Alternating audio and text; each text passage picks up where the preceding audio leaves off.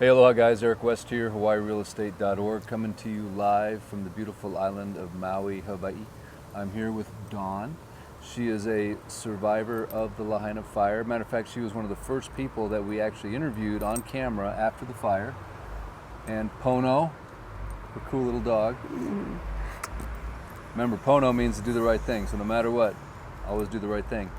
But the video that we shot of Dawn, unfortunately, we had some technical issues with the camera, and later on when we looked at the footage, it was completely out of focus, so we were unable to basically publish her story. So we promised Dawn that we'd get back together when we could, and so now here we are. And it's interesting now because we can hear Dawn's story, you know, a few months after the fire, and we can find out more about what has happened since then, and how many times she has moved, and the assistance that she's received so far, and sort of what the future looks like. But we are going to talk specifically about that day. Her home was directly on Front Street, right off of Front Street, and how what the response was like from the fire department, from the police personnel. There will be a link in this description for her GoFundMe if you want to help. As always, we encourage 100% audience participation, like $5, like less than a trip to the Starbucks. You can make a difference in Dawn's life. So I'd encourage you to please do that. If it's just $5, trust me, if everyone that watches this video gives $5, she can afford the one-bedroom apartment that she's just found for $2,700 a month that FEMA has not yet figured out how they're going to subsidize. So without any further ado, we're going to talk to Dawn here a little bit, and Pono.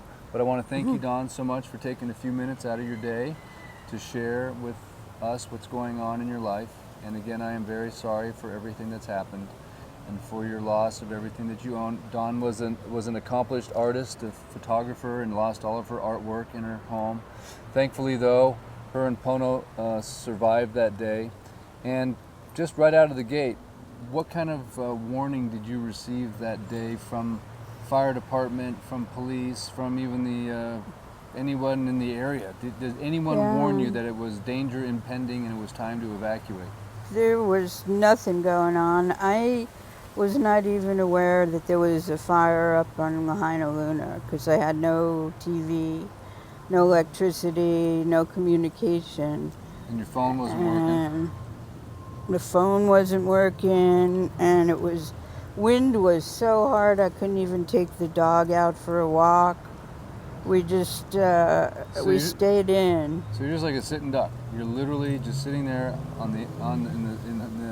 one of the places the fire is gonna hit in just a few hours or a few minutes, and you have absolutely no idea that this thing is racing down the mountain towards you.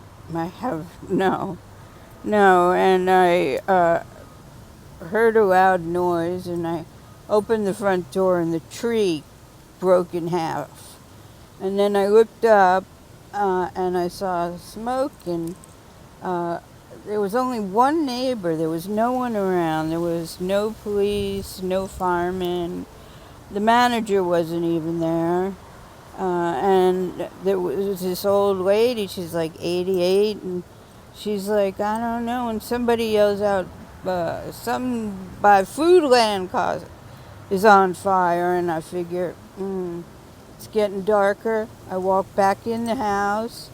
I grab my bag. Did you grab Pono? Yeah, Pono goes with me everywhere. I figured as much. I walked by. I slid. I had a bunch of crystals and tokens. Put them in my pocket. I had a little altar. I had a picture of my parents, my grandparents, and I picked it up. And this haunts me. I put it back down, and I said, I'll be back.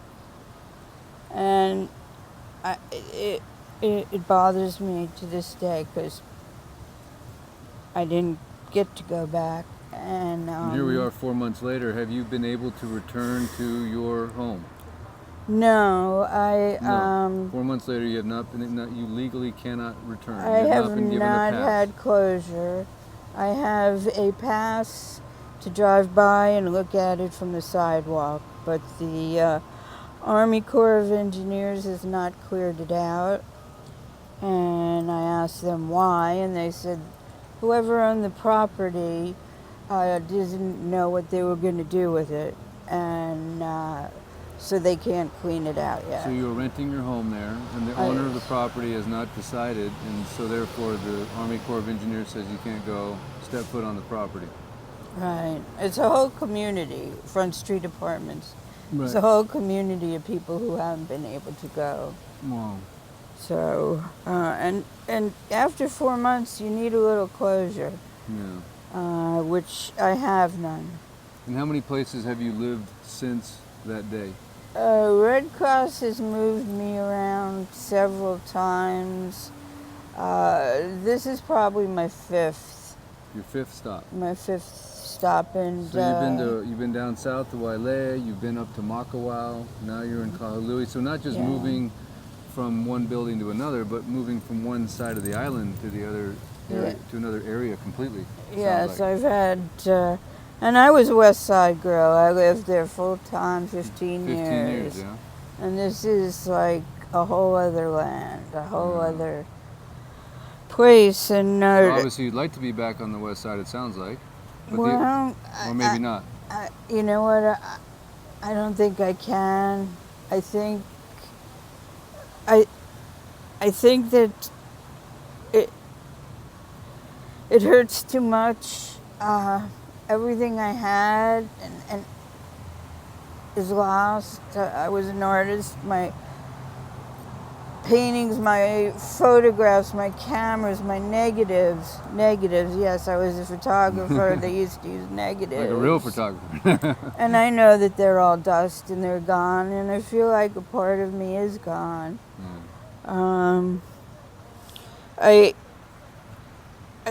I feel like there's a wound on my soul, and I feel like I can't go back. It's too toxic. But I do want to say goodbye to it, and I haven't been able to. It was hellish getting out. The winds blew my car back and forth. It got dark as night. At 4 o'clock in the afternoon, fireballs were coming out of the sky. And it was like, shit, not tonight. No, not today. I pulled out, I got in the other lane, and people were beeping at me, and I'm saying, follow me, all bets are off. You know, going out. And then all of a sudden some cop car comes in right in the middle, and he's coming towards, and he's going downtown to Front Street, causes this traffic jam while we're trying to get out. And the only place to get out is at the crossroads at the fork by the chart house. So everything else was blocked, is what you told me. You had everything was blocked. I tried to go up to Papalua. There was cones across there. You could not get out any way but that one way going towards the chart house. Is that where you ended up going out, or was there another place? So you actually made it out by the chart house? I did. And I had seen all these cars, and I thought they were all parked, and then I realized people were in them, and they were trying to get out. And, you know, when I inched up, and then I started driving on sidewalks and lawns and any way I could, because this was not how my story was going to end. And my Pono, she was like, she froze like a statue. And she has some PTSD now, so I'm her service person. And she was just like marble. When I did, I turned the block, I come around, I start seeing the roofs of the houses. The old Siemens house roof is on fire, the condos are on fire. This is a magnificent sight. You look, the palm trees, and the sun is setting, and then the dark sky is coming over and closing it. Yeah. I get up, I get up to where the old chart house was, and the cop has the car across the road, and he's motioning for the highway traffic to go by. And I'm like dying, sitting there. People are yelling at him. Because, by the way, the traffic was not being contraflowed. They should have had all lanes open for everyone to escape out of Lahaina, you would think, if they're pushing everyone to one exit point.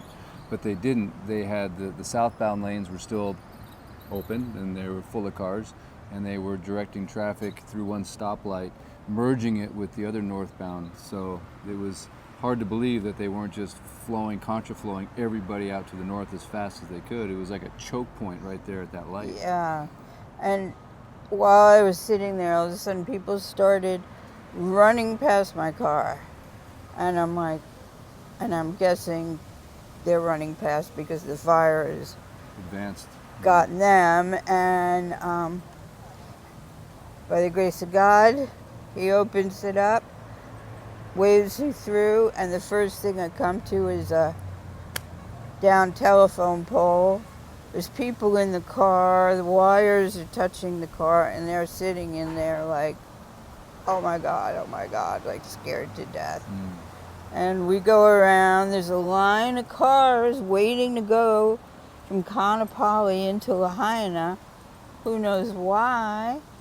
Yeah, they were lined up. They should have been turning those cars around at Kaanapali Parkway or Pu'ukoli'i, but instead they were allowing the southbound traffic to stack up all the way to right by the police and fire department. And then those cars were also being directed into the Wahikuli neighborhood, which makes absolutely no logical sense whatsoever. Exactly. Why they weren't turning people around to go back to the north.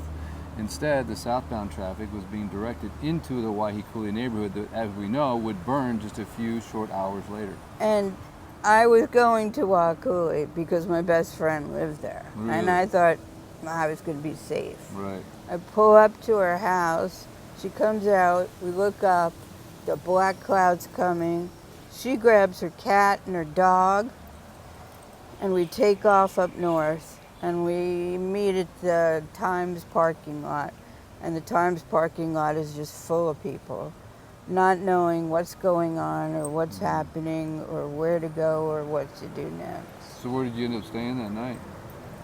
I ended up staying at a friend of my best friend's at her studio, and there were 5 people, 3 dogs, and a cat. Wow, in the studio. Yeah. Wow. And one of the workmen who worked at Front Street Apartments, I think he's a relatively new, young Filipino guy. He couldn't understand or get in touch with his family, and I was the only one he recognized. Oh, really? He came up to me and he said, "Can you give me a ride to Napili Market?" I said, "Do you want to go to Napili Market?" He goes, "No." I go, "What?" He goes, "Well, my grandmother lives up there." I go, "Okay, we go to Grandma's." So we find Grandma's, and in the dark, in the garage, is a family. Really? Yeah, and they're jumping up and down and so happy. Oh. They want me to come in and eat, and I'm like, no, thank you. So his story turned out good. That's great. Hey, by the way, what's Pono doing right now? Pono's kind of tripping out. Pono is... Pono's something in the wind? Got spooked? She's alerting me, but the wind has... Yeah, windy days really that's part of that PTSD you were freak talking her about. out. No, that makes sense. Windy days freak her out. So what the future, what does it look like? I know you said that you've got a place with the Red Cross until the end of January, which is a pretty decent amount of time, I guess. And you found an apartment or a 1-bedroom for how much? $2,700. $2,700 for a 1-bedroom in Kihei. But there's no rental assistance because that's what? Significantly more than what you were paying at the Front Street Apartments. Is there any kind of opportunity? Well, these guys are kind of like playing you because I got my name in first. I called the guy, the manager of the apartment. He knows I want it, yet he puts the ad up, and so I'm just waiting to hear from him and see how much more he's going to charge. Is there any rental assistance available at this time that you're aware of for FEMA, that apartment that you FEMA found? has said, I don't know if we find our own apartment, but FEMA said they will house us for 18 months if they find the apartment. Right. And I haven't called them because I'm not sure if I have this property or not. Sort of like we heard from Holidays for Lahaina. We just did a live with Hannah, also a single lady, and she said FEMA found her an apartment, but she couldn't go look at it. She couldn't go check it out. You just have to sign the paperwork and go, but there's no opportunity for a single lady to go see where it is that they're proposing that they're going to live, which I think is a little unacceptable. You should be able to go inspect the property and make sure it's safe and something that you can live with. That is a problem because I've written on the social boards. I said I'd want to know I feel safe. Right. I'm not going to sign something where I'm in some scary neighborhood, you know, that I can't go outside. So like everything, in my opinion, it's like the devil's in the details, right? What the politicians and the official spokespeople tell you sounds really good, but when you dive into the details of what people are actually going through, there's always some kind of detail that is preventing them from getting the benefit or getting the runaround. And really, in the end, in my humble opinion, the government just needs to empower these individuals with money. It's just real simple, right? If you've got the money, then you can go make these decisions. And a lot of people have been disenfranchised of their jobs, obviously their homes, their possessions. Just give them the money to go do what they need to do. If you can accidentally send $5 billion to the Ukraine, you can intentionally send $5 billion to the people in Lahaina, where the worst wildfire catastrophe, quote unquote wildfire, has happened in the last 100 years, right? Yeah, that seems pretty simple. They've and then sent people like money you, to Gaza and Israel. Right, they can just send money to people like you. You go rent your apartment and you're good to go. Yeah, they give you $750 FEMA. Right, Right one-time off the shot. bat. There you go. How'd that help? That helped Yeah, quite a bit. That was a lot, right? In Maui, $750 lasts you, 2 weeks. Maybe. Yeah. For me and my family, that's one trip to Costco. Of course, I got a big family. I got 4 boys, but yeah, and the other problems are FEMA and Red Cross don't communicate. They don't communicate. They don't communicate with each other or within their groups. It's a farce. It is. It's a farce, and it's a shame, and something needs to be done about it. I tried writing several letters to senators and representatives, Jill Takuda, Brian Schultz, And by the way, sorry to interrupt you, I will put a link in the description of this video to a Google spreadsheet that's got all the contact information for all the local community leaders, so you can call them, text them, email them, and write those letters as well. Because the more people that we hear from, that they hear from around the world, from around the country, it's one thing for us to do it, but if they start getting barraged with these types of letters and communications from people all around the world that are basically disgusted with what's happening, then maybe that'll affect some kind of a change. Also, reaching out to your own congressman and making them aware of the situation. If there's enough of a grassroots movement, I truly believe in my heart of hearts that we can change anything in this country. I truly believe that. But if good people stand by and don't do anything, then guess what? You're almost part of the problem, to be quite frank. Not the solution. Not the solution, right? Lead, follow, get out of the way. I mean, starting life over at 66 is not going to be easy. No. And especially if there is so much,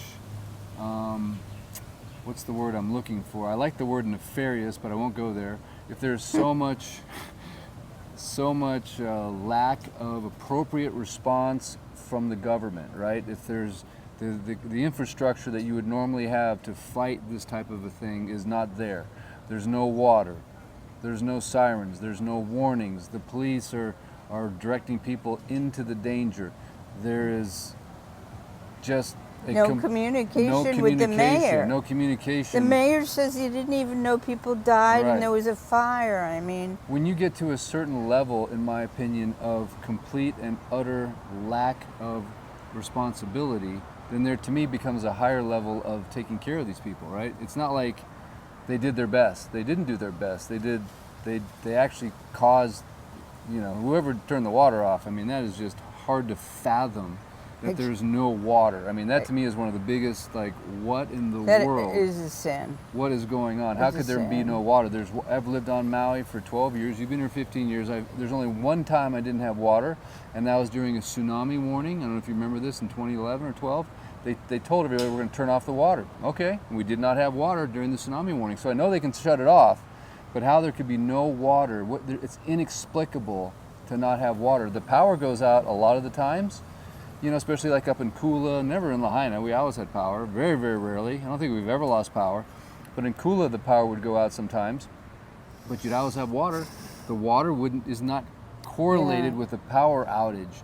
And then also to blame the fire on a power line, well, there was no power to the power line. So how could they say, oh, it's a power line that caused, nobody had any power since 4 o'clock in the morning. So my point is, when you have so many things that happened that obviously point to incompetence, then people that are suffering should be compensated all the more. Like, it's like almost like triple damages in court. If they can prove that you were just a complete nimwit, then you get triple damages because I mean, the people who were supposed to be manning the emergency stations weren't even there. Right. They didn't have any protocol. They should have learned from the last fire, and they didn't. They tried to keep those documents secret. Right.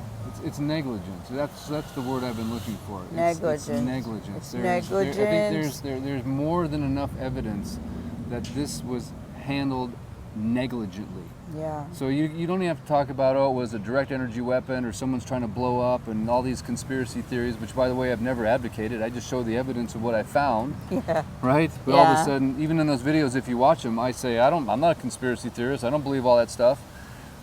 But it was the perfect storm. Forget about all that stuff. There was a negligent reaction on the part of the government. Right. Period. And so at some point, I believe a congressional hearing, a congressional investigation, something needs to happen on a federal level to make these people whole. And let's face it, the United States government prints the money anyway. It's not backed by anything. So they can print $5 billion and help people. But in the meantime, we need your help. So if you can just give $5, Dawn's GoFundMe, the link is in the description. And I know it sounds like, what, $5? Well, some of these videos get 10,000 views or more. So imagine if everyone watching this video gave $5 and we have 10,000 views, then that's 50 grand, right? Is my math right there? I was an artist, I went to art school. Right. So if 10,000 people watch this video and they all gave you $5, you would have 50 grand, and then you would have enough money to go rent that apartment, right? Yeah. So $5, the trip to Starbucks, and all you got to do is click the link in the description. It's so simple, it's so easy. But here's what ends up actually happening, right? One nice person gives 200, another nice person gives 10, so it's like less than 1% actually give. And that's just not cool, because it's so easy. It's $5. Everyone's got $5. And I can tell you, Dawn is salt of the earth, an amazing woman that did nothing wrong. She saved her own skin. She heard the message. She told me that God, the Holy Spirit, was rushing wind through her apartment, and she just knew something was up. And on her own accord, she saved herself. It wasn't because the government did anything.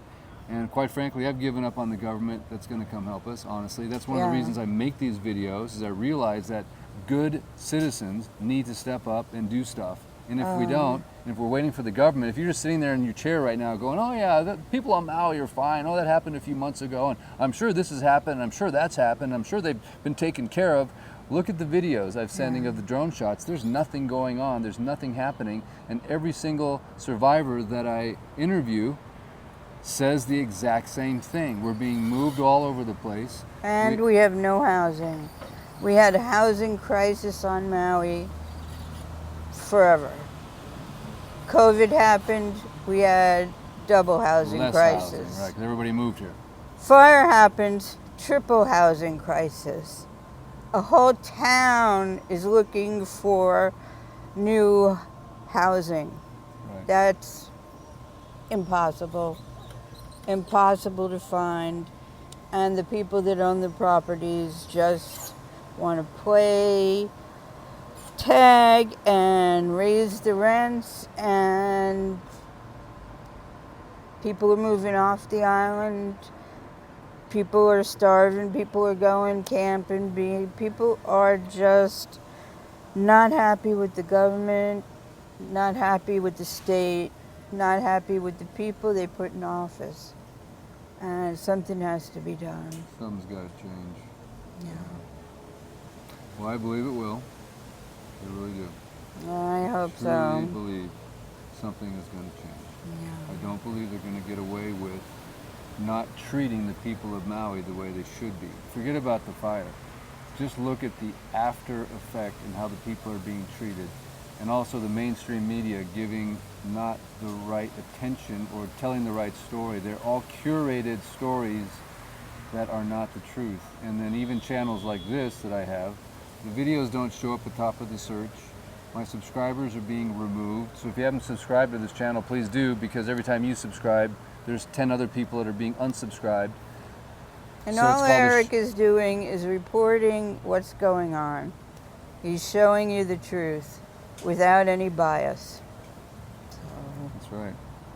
And they try to throw me under the bus of some kind of conspiracy theory bias, which I don't have. I just look at things that don't make sense and go, hey, we should be figuring out why this doesn't make sense. We should have arson investigators that are here, that are independent, not hired by the government, right? So it's one thing to have the government doing it, but if the government is not an impartial party, you need a third party. Just like if you have an insurance claim, if you're a homeowner, I highly encourage you to hire a public, not auditor, but they will audit your claim, by the way, but it's called a public claims adjuster. Because if you call your insurance company and you talk to their adjuster, well, they work for the insurance company, right? Sorry, but their job is to minimize their losses. They're not going to tell you about the back of the policy. They're only going to tell you about the front of the policy. So if you hire a public claims adjuster, they will represent you just like an attorney does in a trial. They'll take a percentage, but they'll only take a percentage of what extra they get you. So even if you've already submitted your claim and you think you're done, you can still hire a public claims adjuster to come in, audit your entire claim, and they will go back and get you more money. But the insurance companies don't want you to know this, and even the insurance the Adjusters? not the adjuster, but the insurance oversight, the governmental oversight.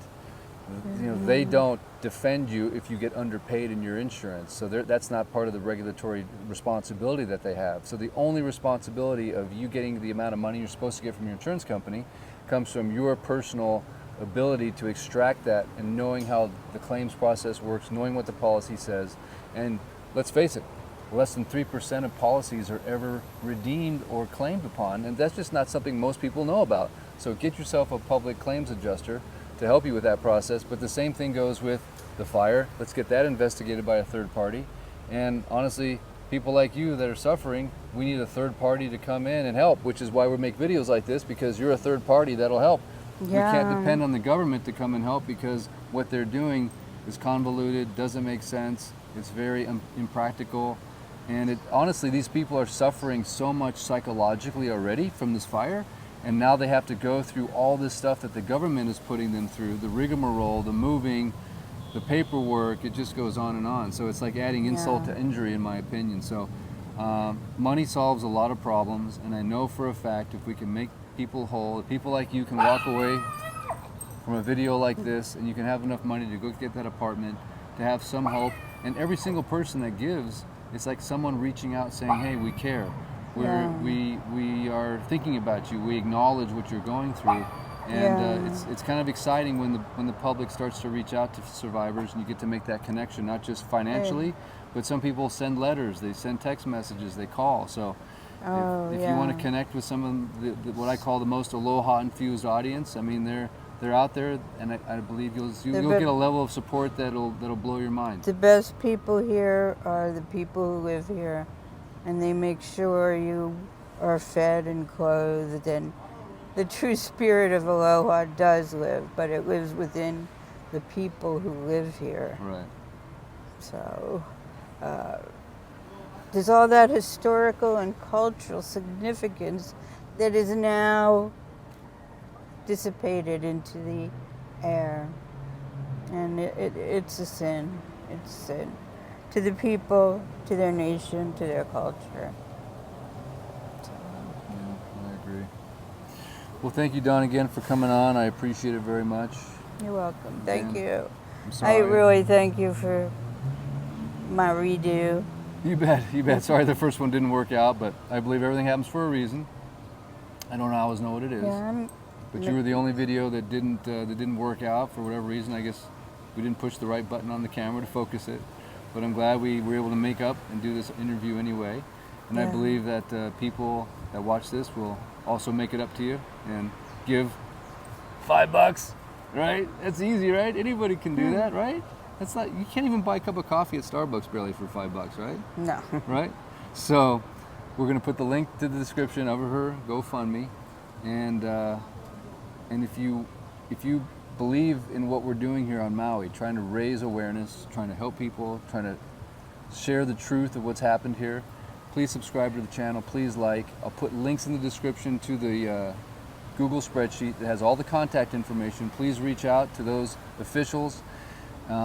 You can even do a FOIA request. A lot of people don't know this, but any citizen of this country can put in a Freedom of Information Act request. You don't have to be like some news organization. The more pressure that we put on the government to reveal the truth of what happened on August 8th, the faster we will get justice for these people, I guarantee you. But if we allow them to cover up, then guess what? As time goes on, it gets more difficult and more difficult and more difficult. So the more action that you can take, the better that we can get to the bottom of this quickly. And I believe that that's what we owe. That's what we owe people like Dawn. That's what we owe the Hawaiians. That's what we owe Maui. That's what we owe our country, is that level of care and action. And so if you're watching this video, I know you can take that action, and I super appreciate it. So many people that have watched these videos that have benefited have come to me later on and said, Eric, you truly do have the most aloha-infused audience on planet Earth, and I truly believe that. And I thank you from the bottom of my heart for caring, for watching, for doing what you can, and we're going to continue the support. Anything else you want to say before we sign off, Dawn? Mahalo. Mahalo for you. Okay, well thank you, and mahalo from Eric and Lisa. She's around here somewhere, but she hides from the camera. Aloha always. Aloha, guys. Until next time, we shall return. Eric West out.